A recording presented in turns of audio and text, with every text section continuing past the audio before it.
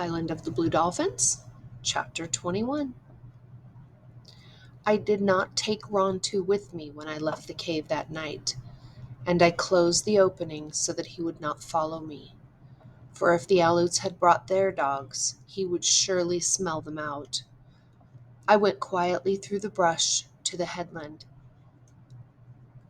Before I had climbed to the top of the high rock, I could see the glow of the Aleut fires.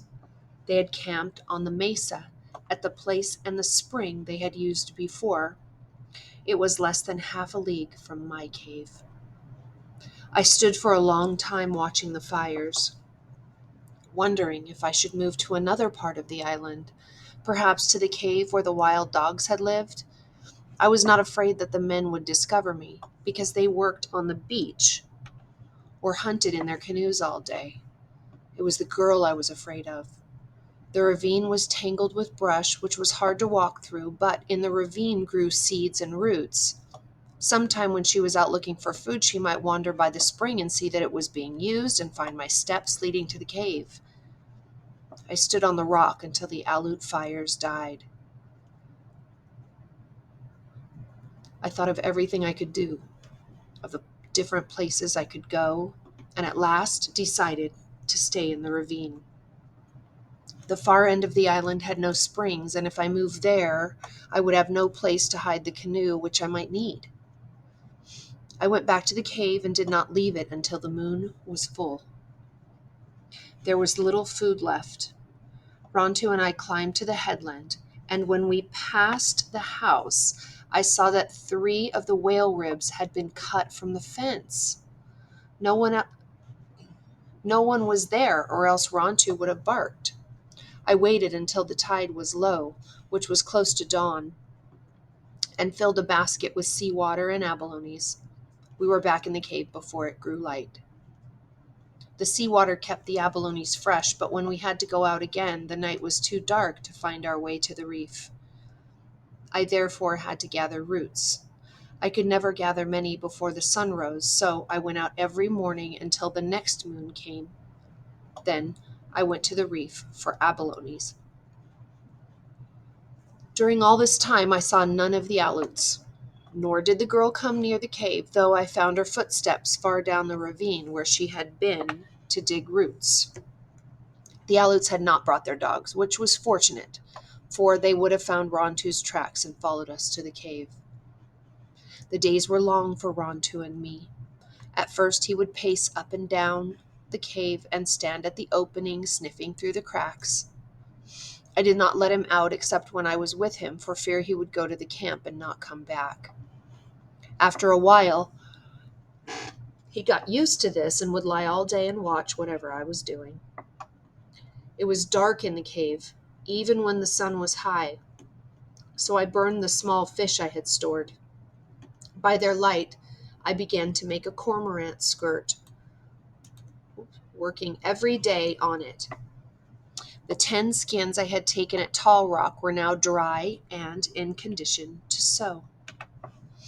All of them were from male cormorants, whose feathers are thicker than those of the females and much glossier. The skirt of yucca fibers was simple to make. I wanted this one to be better, so I cut the skins carefully and sewed them with great care. I made the bottom first, putting the skins end to end and using 3 of them. For the rest of the skirt, I sewed the others along their sides so that the feathers ran one way on the upper part and in a different way on the bottom. It was a beautiful skirt, and I finished it on the day after the second moon. I had burned all of the little fish, and since I could catch no more until the Aleuts left, I took the skirt outside to work on it there. I had found footsteps in the ravine twice again after the first time, but no closer to the cave.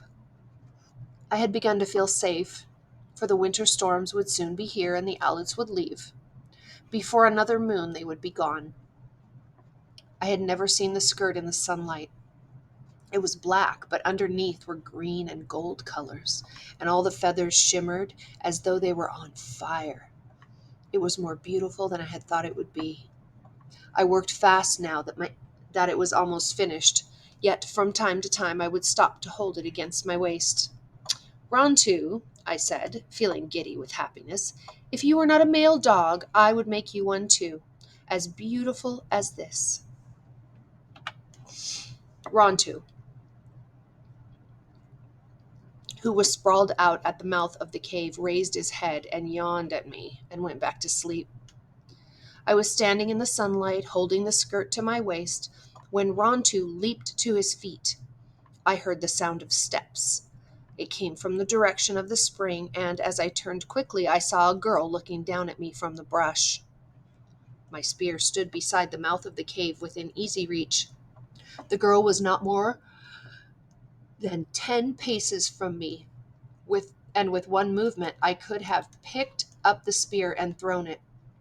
Why I did not throw the spear, I do not know, for she was one of the Aleuts who had killed my people on the beach of Coral Cove. She said something, and Rontu left the mouth of the cave and walked slowly toward her. The hair raised on his neck, but then he walked to where she stood and let her touch him. The girl looked at me and made a motion with her hands, which I took to mean that Rontu was hers. No, I cried and shook my head. I picked up my spear.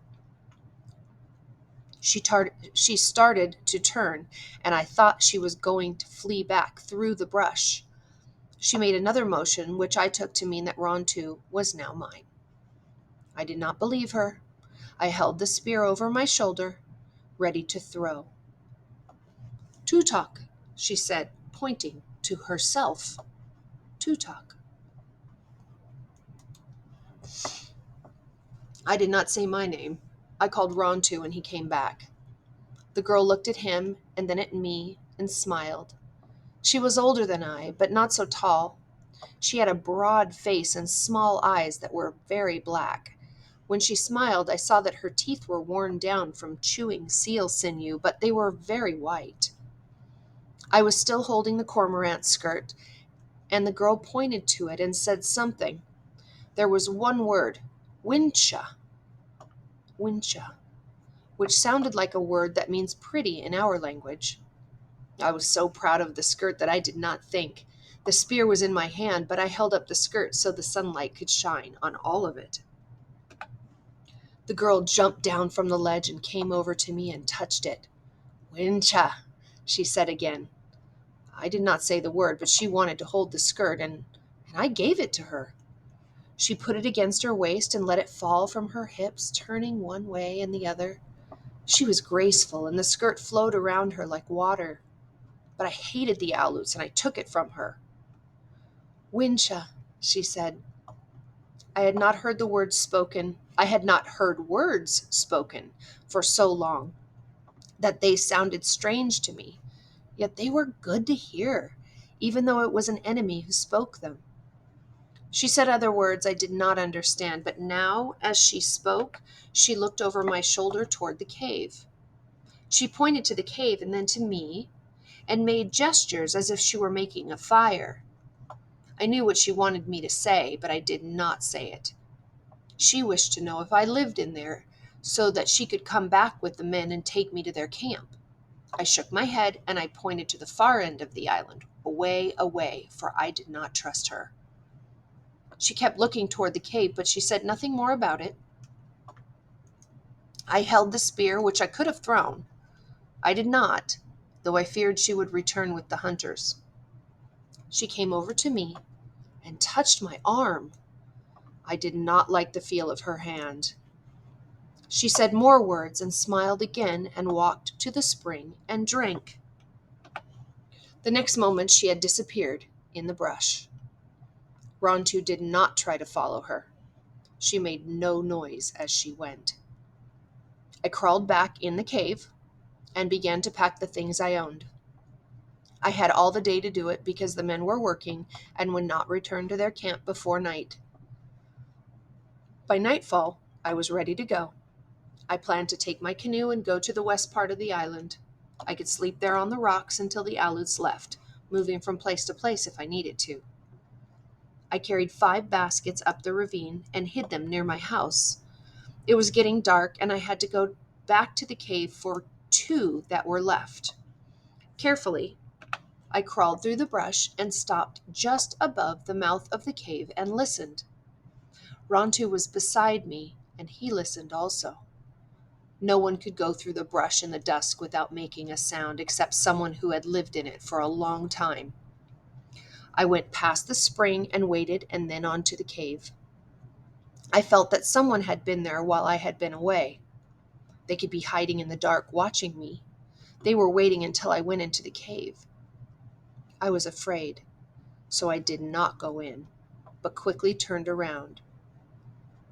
As I did so, I saw something in front of the cave, on the flat rock I used for a step. It was a necklace of black stones of a kind I had never seen. And that's the end of chapter 21 of Island of the Blue Dolphins.